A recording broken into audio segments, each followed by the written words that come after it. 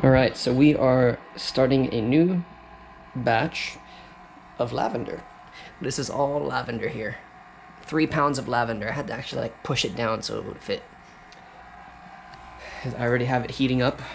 You can probably see a little bit of the steam coming up.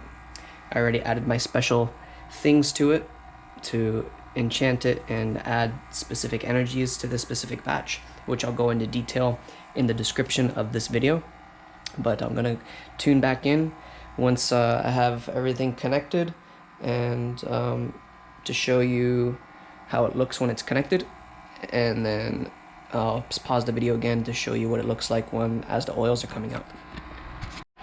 Alright, so everything is now set up. The lavender is in here. I worked around and put the rye powder or the rye dough all around it, so that no steam can come out. And as this progresses, because this is going to be a 24-hour distillation, I keep track of if there's any steam coming around it, because any lost steam is actually lost essential oil, so you don't want to lose that.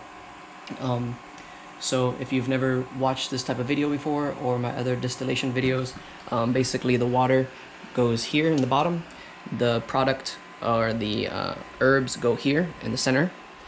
Up here, the steam rises through it, goes all the way to the top, up through here, and then it starts condensing, going all the way down, coming down, and then here, this is the condensing coil that cools the vapor back to a liquid, and then the liquid comes out from the spiral case, and it goes into this tube, which then makes its way to the essentia, and this is the essentia.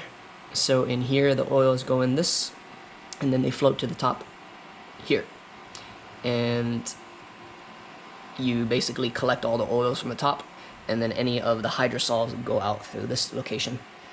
And once I collect the essential oils from here, actually I forgot to put the capturing thing here. So this is to capture the oils that may potentially come out. And I also recently bought this to separate the oils a lot easier. So once I get it out of here, I then pour it all into here, and then I release the excess, and then I freeze it afterwards to make sure it's 100% essential oil. Lavender. So I'm gonna tune back in once I start getting some actual oils coming out later. So I've said it before in my other video about essential oils. I'm gonna say it again. There's just something about making things yourself that gives you such a satisfaction, because you get to smell it.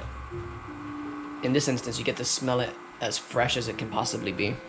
So if you can see here, the oils are coming out of this, and they're dropping down. So see if I can capture a little bit of the oil. Oh, there goes one.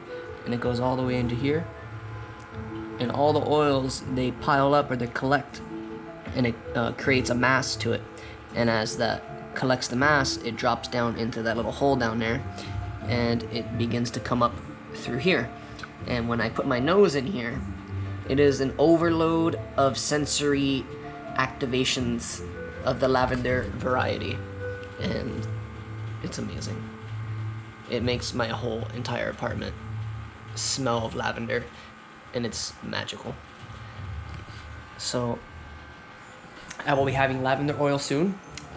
If you're interested, I'm going to write down all the description stuff. So I wanted to show you what I had collected after I bottled everything. So this right here is the first pull of lavender, which I did about it was 12 hours, somewhere around there, to receive this. And then I did a second pull the next day, all during a full moon of January 2020, 2020. And you'll notice the different coloration. I don't necessarily know why it did this, because I'm still learning myself, but I'm just documenting it. So like the first pull, it looks very clean, very clear of lavender, and then the second pull looks a lot darker, not as clear or clean. And the smells are actually a little bit different as well. The pure one, this one here, seems to smell a lot more flowery and fragrant. This one seems to smell little bit more earthy slash flowery, if that's the best way I could describe it.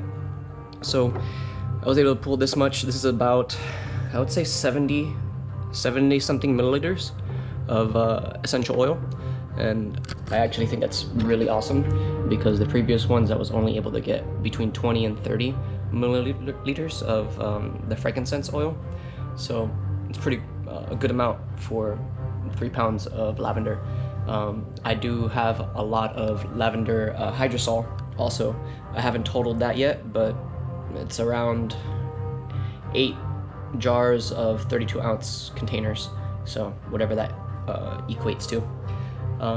So right now I'm just going to be taking apart everything and emptying out that, and collecting the lavender, drying out the lavender, because I'm going to be making candles soon. I just purchased all of the material to make beeswax candles. So I'm going to be using all the different leftover substrates and stuff and turning it into awesome candles. And I got some really cool molds that look like crystals, so I get to create crystal candles, which I'm excited about. And yeah, that's pretty much it for real this time on the video.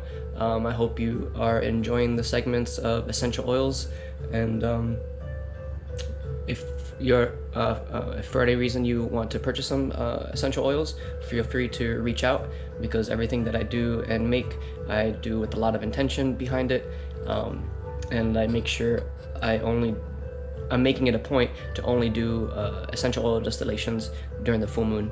So it means essentially I'm basically doing one pool a month. But yeah, thank you for tuning in, and I hope you have an awesome week.